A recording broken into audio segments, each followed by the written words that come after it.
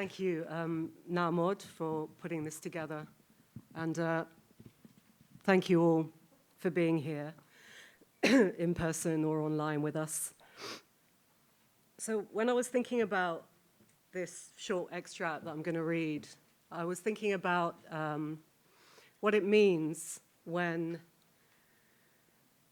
a Palestinian bookstore in occupied East Jerusalem is raided by Israeli police. And of course it means the things that everyone else has been talking about. It means censorship. It means an attempt to erase Palestinian life and heritage and culture and history that has always been a part of Jerusalem. But it's also an attempt to erase a communal place, a community space, a meeting ground where many people come together. People come together on a basis of a shared humanity and on a basis of equity. And that's reflected in the shared humanity and the equity that's pouring out of so many books on those shelves.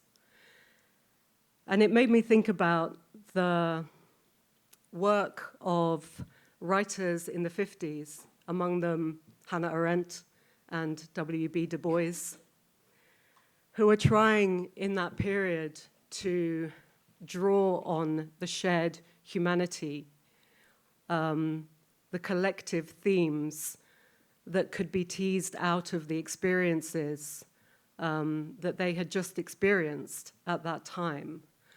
Anti-Semitism and racism, the Holocaust and colonialism.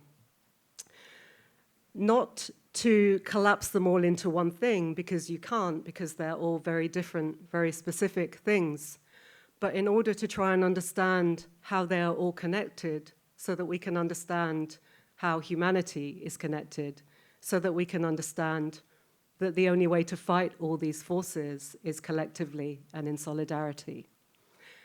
And so it's in that spirit that I want to read this short extract from Aimé Césaire, Discourse on Colonialism. He's a writer from Martinique. He's writing in the mid-50s about French colonialism.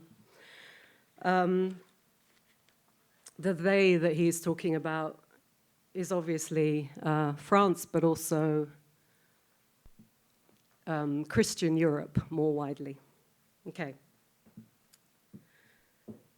First, we must study how colonization works to de-civilize the colonizer, to brutalize him in the true sense of the word, to degrade him, to awaken him to buried instincts, to covetousness, violence, race hatred, and moral relativism. And we must show that each time a head is cut off or an eye is put out in Vietnam, and in France they accept the fact. Each time a little girl is raped, and in France they accept the fact. Each time a Madagascan is tortured, and in France they accept the fact. Civilization acquires another dead weight. A universal regression takes place. A gangrene sets in. A center of infection begins to spread. And that at the end of all these treaties that have been violated, all these lies that have been propagated, all these punitive expeditions that have been tolerated, all these prisoners that have been tied up and interrogated, all these patriots who have been tortured, at the end of all the racial pride that has been encouraged, all the boastfulness that has been displayed. I'm just trying to get the spotlight on this book.